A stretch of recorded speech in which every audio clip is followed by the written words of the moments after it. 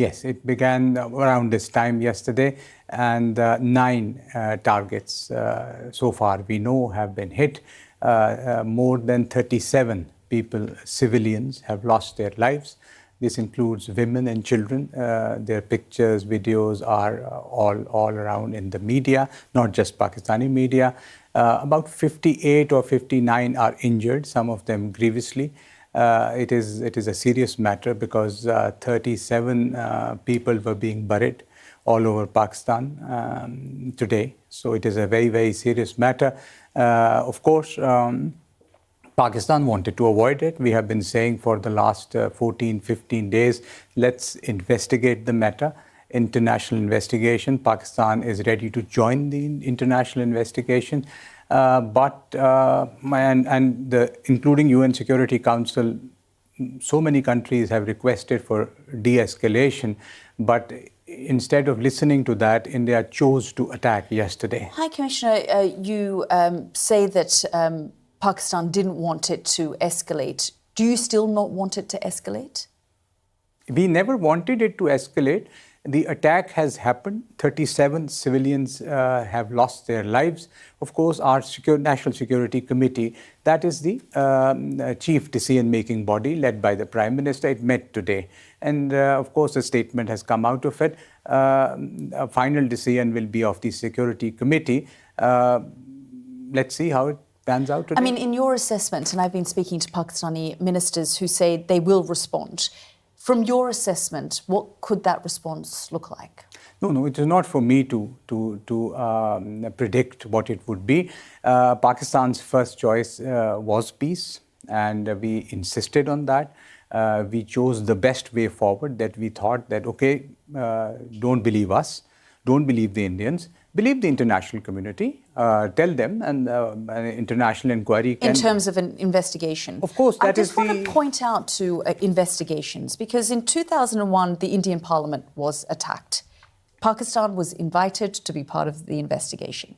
In 2008, the Mumbai attacks took place. The finger of blame was pointed at terrorist groups that had arrived into Mumbai from Pakistan. Pakistan was called on for an investigation. In 2016, the Uri attack, Pakistan was invited to be part of the investigation. In 2019, the Pulwama attack took place. Pakistan was invited to be part of the investigation. At all of these different junctures, Pakistan may have cooperated on the surface, but it didn't do anything to prevent these terror groups from flourishing within the country. First, we have to have our facts right. Somebody has given you the paper, but he has No one not... has given me this paper, actually. I spoke to, and I've been documenting and following this, but please, if I may. But this isn't a paper that someone has just... The facts have to be right. The 2008, it was not that Pakistan was invited every time, as you say. No, Pakistan itself said that there should be an investigation. And all these investigations are pending because lack of Indian collaboration. It is the... Let me complete. No. I just want to point out, because Prime Minister Modi was criticised for inviting Pakistan to Delhi to be part of an investigation at one point, and yet... Which investigation? It was either the 2016, the Uri attack, or the 2019... No, it can be either. We're talking of facts. There was no such thing that he was criticised for something. By the Indian public. It is pending, but maybe, I don't know, but it is pending because India unilaterally in 2019 decided to throw all international law under the bus and withdraw the Article 370. Since then, there is no dialogue. The SAARC summit, SAARC is the organization which runs South Asia, which should have led South Asia to development, 1.7 billion people. It is dysfunctional for one reason. India doesn't want it to move forward. 2016 November, the summit was to be in Islamabad. 9 years have passed. Look where GCC has gone. Look where African Union has gone. Wait. High Commissioner, I do want you to get your points across, and that's why we've invited you on the program. No, but this has to be clarified that it is not pending because of Pakistan. India has to provide the evidence. We have to collaborate. The delegations have to meet. The embassies have to interact. If they throw missiles at my country, how do we collaborate with them? And there is no dialogue since 2016 because they stopped everything. They walked out of the summit, which they agreed. Facts, because I deal with it. Yes. First, on February 2016, India agreed to holding of SAARC summit. This agreement was in Pokhara in Nepal. I was there, and the date was agreed was November. Now they backed out of it. So you're talking about a summit versus India dialogue.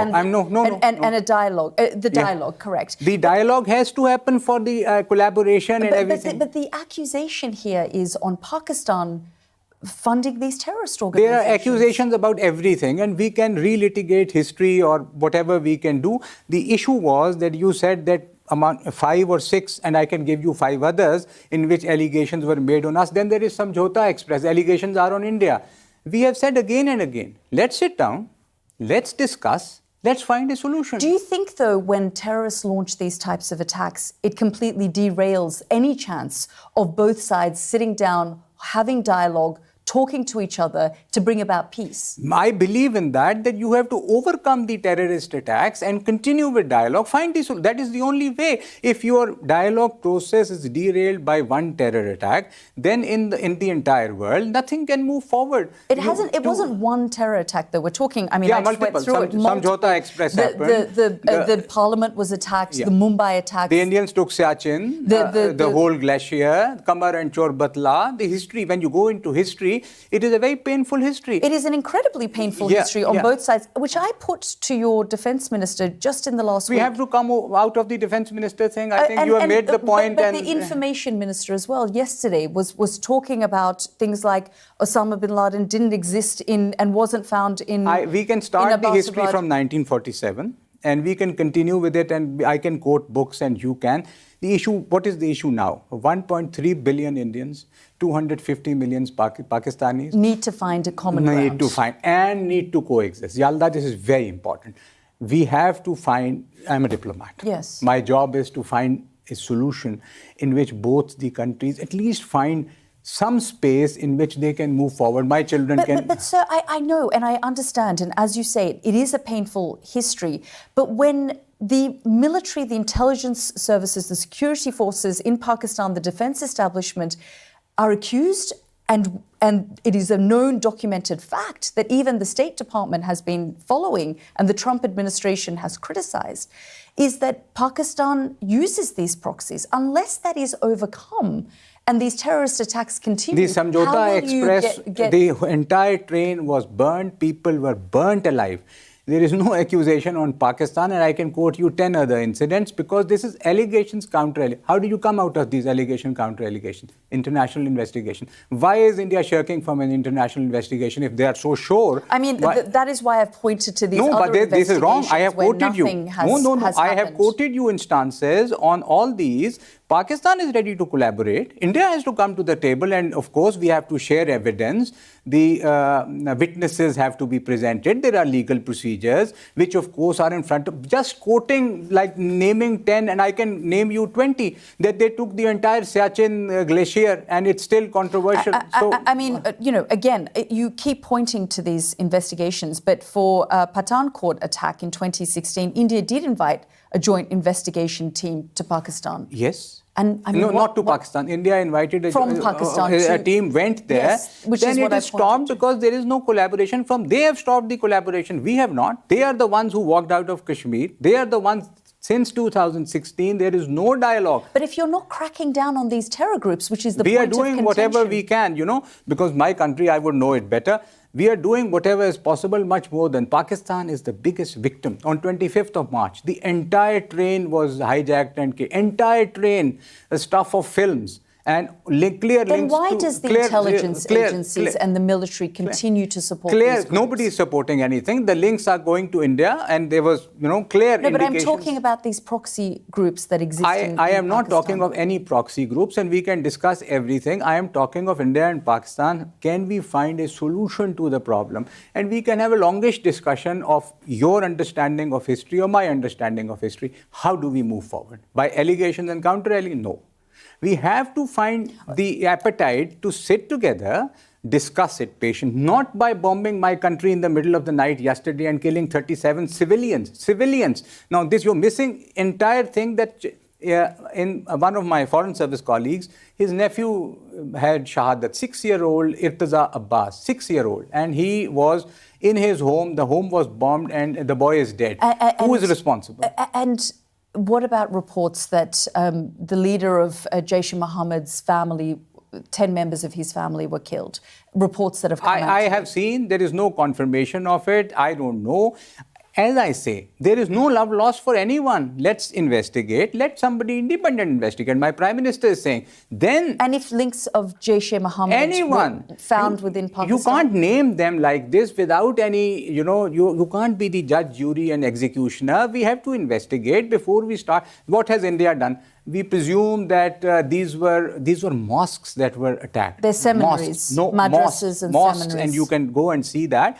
The international media was there yesterday. We were just taking them around. Mosques have been attacked. But madrasas and seminaries they are mosques. Extremist building factories you can imagine anything that you want, and I would respect that. Of course, it's your imagination.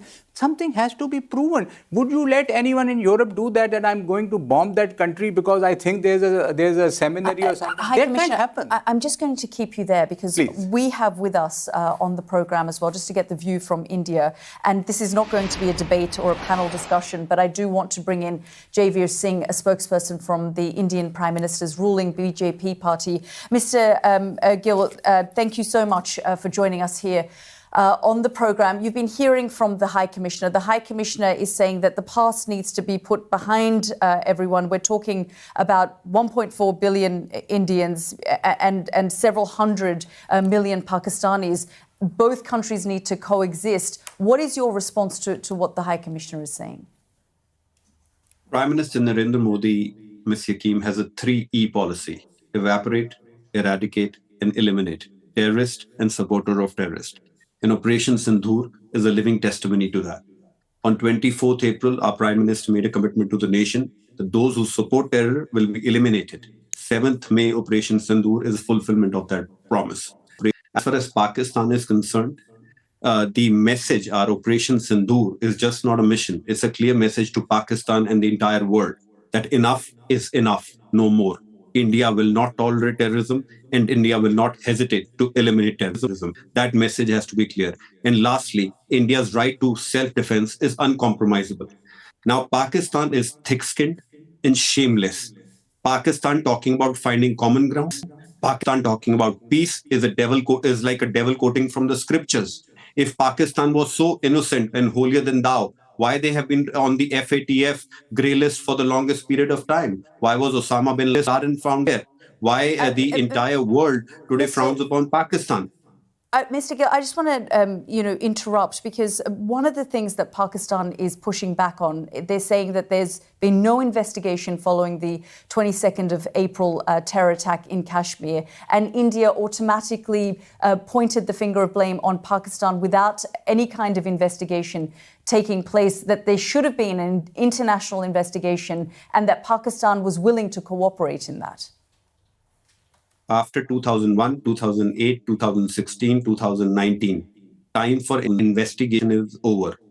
India is now all for action against terror camps. In fact, the ambassador sitting on your show and the entire Pakistan civilian population should be grateful to Prime Minister Narendra Modi that he has done what Pakistan army and Pakistan government cannot do, that is eliminate terrorists. Well, they're concerned about civilian populations being hit. They say that mosques have been targeted and civilian populations have been killed as a result of these airstrikes.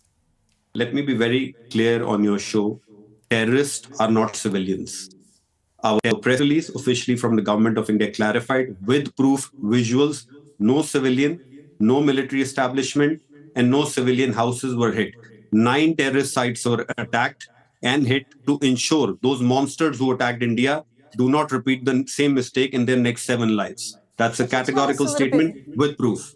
Could you tell us a little bit more about this evidence that you're pointing to of the targets that were hit? Because there's all sorts of information coming out on all sorts of platforms about who may have been targeted and killed. From the Pakistani side, they say that they have images, videos that show that civilians, including women and children, were hit and targeted, including mosques. And India last night, the army put out a statement to say that these were seminaries that were hit, that groups like Jaish-e-Mohammed, which they believe were linked to the Kashmir attack of the 22nd of April, were targeted. And there's all sorts of information currently in the fog of war that seems to be swirling around. 10:30 a.m. India time, the government of India did a detailed press briefing where all the visuals were also there. Secondly, Ms. Hakim, please understand the approach between the two nations. Difference. India believes in combating terrorism. Pakistan believes in supporting terrorism. And when ambassador on your show talks about evidence, the defense minister of Pakistan was asked, you are claiming that you shot down 5 Indian planes. Where is the proof? He says it's all over social media. Now, that is the kind of hallucination Pakistan suffers from. On the contrary, today Pakistan has hit a Sikh holy temple, killed children, hit civilians in Poonch. India is still warning that Pakistan should stop, resist supporting terrorists. Otherwise, Pakistan is already known as a country which holds a record for deploying their air force, deploying their army, and hitting Indian civilians for what? For the sake of pleasing terrorists in terror camps, which have put a begging ball in the hands of Pakistan. There is a reason. My last comment. India is the voice of global South, and Pakistan is the face of global terrorism. And we will slap that face hard. And there is no negotiation in that. Well, at this point, things are tense and have escalated on both sides. Will India back down now, draw a line in the sand? Because Pakistan says that it has no choice but to retaliate, given the scale of the attack last night. 2 quick points. Number one, if Pakistan will retaliate, they will hit another self-goal and expose themselves and prove to the world that Pakistan is in support of terror and terror groups. Number 2, India will not back down. India is awake. India will not sleep till each and every terror camp in Pakistan is destroyed. Mr. Gill, thank you very much for joining us here on the programme. Thank you. I just want to get your reaction, because there's clearly a lot of anger in India around this. It's going back to the root of what we were talking about, that terrorist camps exist in Pakistan, and India says that that's what it hit. On the point of the Pakistani Defence Minister Khwaja Asif speaking to television networks and saying that these fighter jets were struck down and referencing social media, that is an interview that I saw as well. Just your response and statement to that. First, we should always be civilized in our comments. So the kind of language, it's very nice. Even if we go to war with India, that doesn't stop me from being civilized. So my comments will be within civility.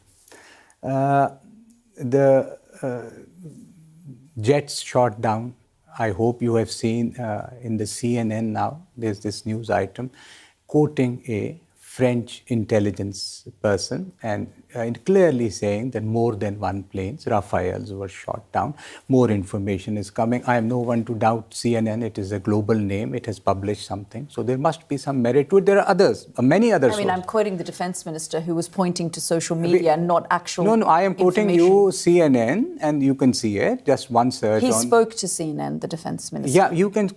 What I'm quoting can be checked on CNN. This is a French intelligence. They are quoting. I'm not quoting anything.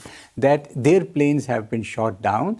And we should be still, whatever we go to fight or not, we should be civil and we should have logic in whatever we are saying. Just by claiming that they are terrorists, I am this means nothing. Please let me. Now you have. I do want to. I know you're making a civility. I know you're making a civility. This is not how it's my country at stake. It's not my persona that This is not acceptable. The kind of language that he was making. This is the reputation of your institution also. We should be, fine, we go to war, but that doesn't take us out of the civility. The anger you mentioned, or they mentioned, there's anger there. 37 of my civilians are dead and there's anger there. This is crazy. How did you think India was going to respond to this attack? Which attack? This, the 22nd of April attack that took place in Kashmir. You have to, for God's sake, you have to prove something. You can't be the judge. I respect you a lot, But whatever you say can't be taken on the face value. It's not me. It's not me saying it. No, but there is a history of Lashkar-e-Taiba. There is a history of Lashkar-e-Taiba, the military, the ISI backing these groups. So we can go back and forth on this. But there is a reason that Pakistan was on a grey list for many years. And up until 2022, the State Department said that there were terrorist groups and organizations within. Something was checked that this is okay, fine. The international community respect the law. They said that you're not on the grey list anymore. Accept it then. That's fine. Somebody must have checked. Somebody must have verified. There are institutions. So every madrasa, every seminary, I don't know. You should ask the FATF. Nah? If there's a question mark here, please ask the FATF. That why did you take them? You have to respect something. You don't respect the UN. By you, I mean, them. That you don't respect the UN Security Council resolutions, which you accepted that you'll ask the people of Jammu and Kashmir whatever they want.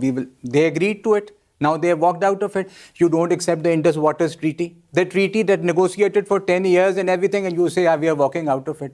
A country which is like in a habit of not following international law is telling... I mean, they would say the same about Pakistan. No, but I'm quoting you I know you are so, and I know that you're a diplomat, and I know that Pakistan's civilian government has long tried to distance itself with the history of funding and backing terrorist proxy groups. But that is also part of Pakistan's history, which Bilawal Bhutto has admitted to me, which your defense minister has admitted to me. Is sadly not just any terror group. It is the Jammu and Kashmir dispute, which is there for 78 years. And that's why these terror groups exist within Pakistan, to target... No, they were there or not there.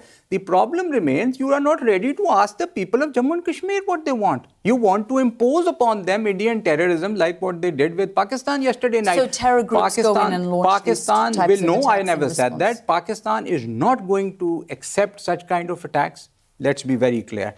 We cannot be cowed out because they launch missiles or something. We will remain civil. We will retaliate whenever we are attacked. There should be no doubt about that. High Commissioner, we're grateful that you've joined us on the program. Thank you very much, Yalda.